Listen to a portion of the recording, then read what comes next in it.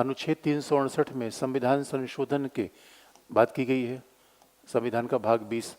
और ये इतना महत्व इसलिए बन जाता है, इसलिए आप देखेंगे जीएस का सिलेबस आप देखेंगे पहले ही लाइन में लिखा गया आधारभूत ढांचा, तो आप समझ सकते हैं इसका महत्व कितना ज़्यादा है।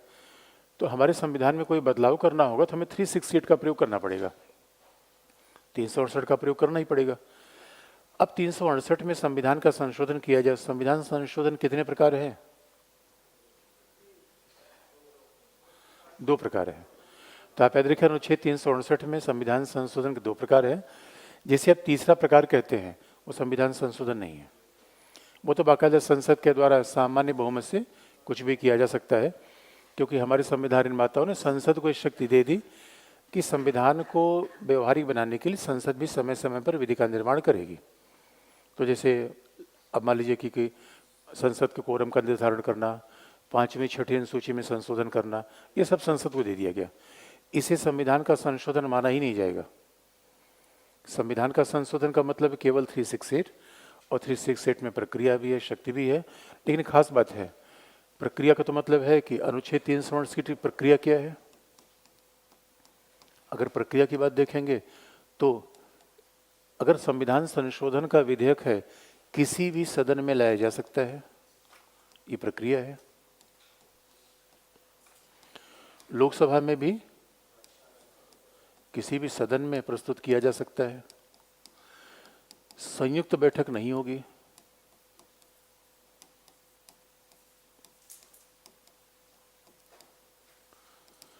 संयुक्त बैठक नहीं होगी।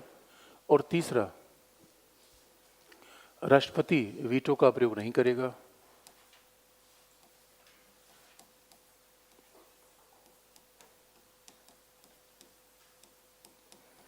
राष्ट्रपति वीटो का प्रयोग नहीं करेगा। और विशेष बहुमत चाहिए। विशेष बहुमत की में 2 शर्तें हैं, सदन की कुल सदस्य संख्या का बहुमत और उपस्थित और मत देने वालों का 2/3। ये विशेष बहुमत चाहिए, प्रक्रिया है। लेकिन खास बात आप देखेंगे, जो सामान्य विधि के निर्माण की प्रक्रिया से अलग है। भाई सामान्य विधि बनाते हैं तो ये तो वक्त ठीक है, किसी भी सदन में प्रस्तुत किया जा सकता है। सामान्य विधि में संयुक्त बैठक हो सकती है, सामान्य विधि में राष्ट्रपति वीटो का प्रयोग कर सकता है, और सामान्य विधि में विशेष बहुमत की आवश्यकता नहीं होती, आधे से ज़्यादा। जितने लोग प्रेजेंट हैं उनका आधे से ज़्यादा।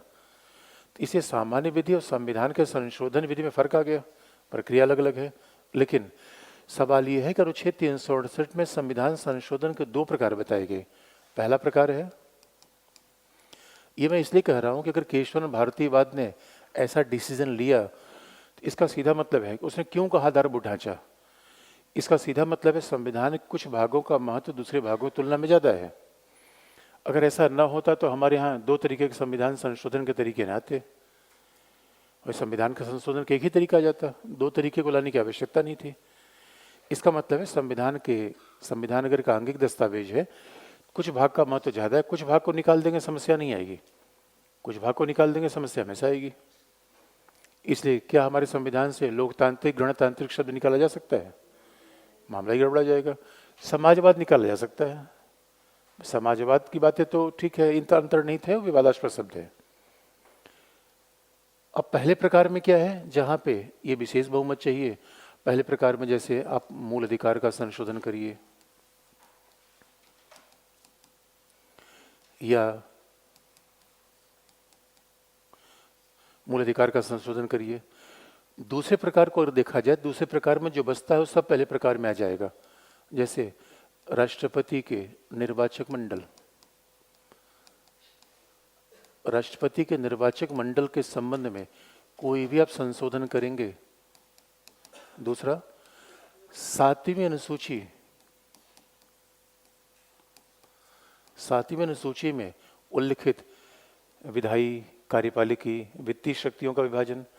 7वीं अनुसूची में उल्लिखित जो विधायी है, कार्यपालिकी जो हमें आगे पढ़ना भी है, और वित्तीय शक्तियों का विभाजन।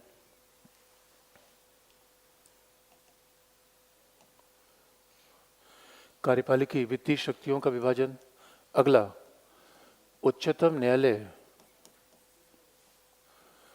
उच्चतम न्यायालय और उच्च न्यायालय की शक्ति में कोई परिवर्तन, उच्च न्यायालय की शक्ति क्षेत्राधिकार में कोई परिवर्तन,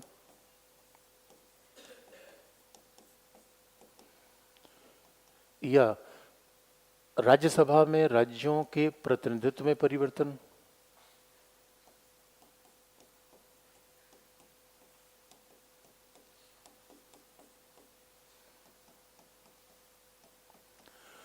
राज्यसभा में राज्यों के प्रतिनिधित्व में परिवर्तन।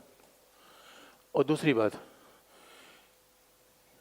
अनुच्छेद 368, खुद अनुच्छेद 368 में संविधान संशोधन की प्रक्रिया या किसी विषय वस्तु में अनुच्छेद 368 में परिवर्तन, इसके लिए हमें क्या लाना पड़ेगा?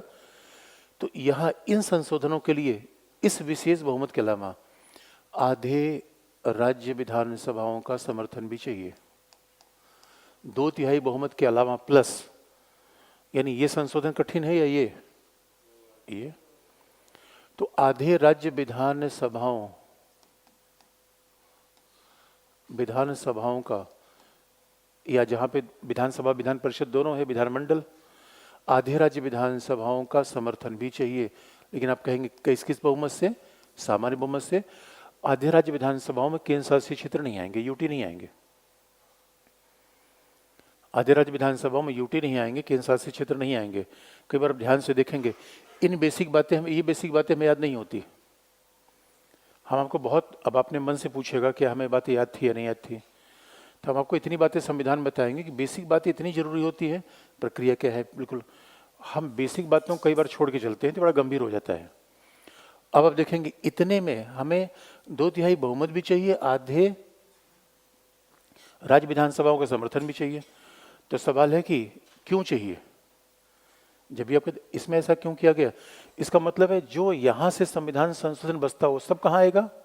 इसमें। बाकी निरीक्षक तत्व में, मूल अधिकार में कोई भी संशोधन कहां आएगा? इधर। बाकी आप कोई भी कल्पना कर सकते हो संविधान संशोधन के बाद इधर आएगी। हाँ भाई, इलेक्शन कमीशन को भी कभी चेंज करना हो तो ये इलेक्शन कमीशन, सीएजी, इस सब में कोई परिवर्तन करना हो तो यहाँ पे आएगा, यहाँ नहीं आएगा।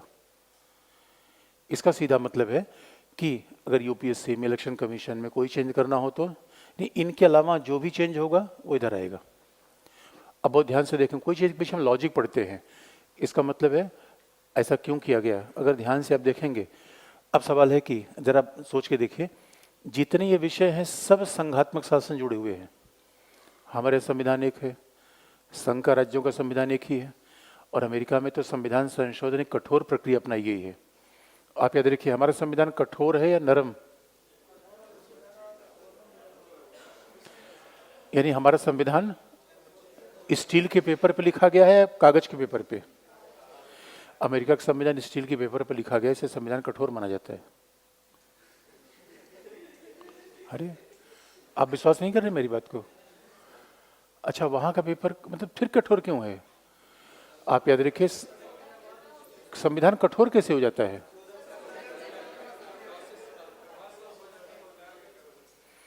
जहां सामान्य विधि और संशोधन विधि में अंतर हो वो कठोर संविधान होगा। सामान्य विधि का निर्माण हमें सामान्य तरीके से कर सकते हैं, संविधान संशोधन विशेष तरीके से। अमेरिका में संविधान के संशोधन का एक ही तरीका है, 2/3 बहुमत दोनों सदन का चाहिए, 3/4 राज्यों का समर्थन। हमारे तो आधा दिया गया, वहां कितना दिया गया है? 3/4 राज्यों का समर्थन। एक ही तरीका है वहां। तो हमारे थोड़ा फ्लेक्सिबल अपनाया गया है। कुछ मामले में संशोधन की आवश्यकता नहीं है, क्योंकि हमें पता था कि संविधान बहुत बड़ा है, तो संविधान बड़ा है, समाज परिवर्तनशील है, तो कई मामलों में अब हर बार में संशोधन करेंगे तो समाज के परिवर्तन की प्रक्रिया रुक जाएगी। तो हर मामले में संशोधन मत सोचिए। दूसरी बात, राज्यसभा में राज्यों का रिप्रेजेंटेशन यहाँ पे लिख दिया गया, लोकसभा का रिप्रेजेंटेशन ही लिखा गया। ऐसा क्यों है? राज्यसभा का होना संघात्मक शासन का लक्षण है, लोकसभा का नहीं। तो लोकसभा में रिप्रेजेंटेशन के लिए हम ऐसे बहुमत की स्थापना नहीं है, लेकिन राज्यसभा में कोई चेंज आप करेंगे तो राज्यों के अधिकार को चेंज करेंगे, और राज्यों के अधिकार के लिए उच्चतम न्यायालय, उच्च न्यायालय का होना बड़ा जरूरी है। जब उच्चतम न्यायालय को ही आप हटा देंगे तो राज्य का अधिकार प्रभावित हो जाएगा। इसलिए जीएसटी में संशोधन कैसे आया? इस तरीके से। एनजेसी में, अब यहाँ ध्यान देने की बात है, अगर न्यायाधीशों का वेतन भत्ता बढ़ाना है तो उसके लिए सामान्य विधि चाहिए, संशोधन नहीं चाहिए। अब पीटी में इस बात को अंतर रख रही है, न्यायपालिका के कार्य को सीमित करना है, संशोधन चाहिए। न्यायपालिका कार्य को सीमित करेंगे, संशोधन चाहिए। वेतन भत्ता बढ़ाएंगे, संशोधन नहीं चाहिए। इसलिए 7वीं सूची में किसी विषय को, अब किसी राज्य विषय को समवर्ती सूची में डालेंगे तो क्या चाहिए? संशोधन। कौन सा? तीसरा, 2/3 बहुमत के अलावा आधे राज्य विधानसभाओं का समर्थन। इसका मतलब है संविधान निर्माताओं ने हर भाग को एक जैसा नहीं माना, कुछ भाग हमारे ज्यादा महत्वपूर्ण थे। तो अब जरा सोच के देखिए, अगर संविधान से फंडामेंटल ड्यूटी हटा दिया जाए तो फर्क पड़ेगा या फंडामेंटल राइट? बात को इसलिए फंडामेंटल राइट का महत्व दूसरे भाग से ज्यादा होगा, लेकिन फंडामेंटल राइट रहे और संविधानवाद ही न रहे।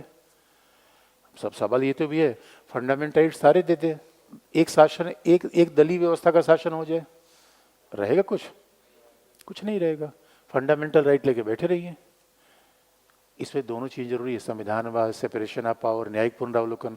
अगर फंडामेंटल राइट है, न्यायपालिका है ही नहीं, तो लेके बैठे रहिए, बेकार बात हो गई।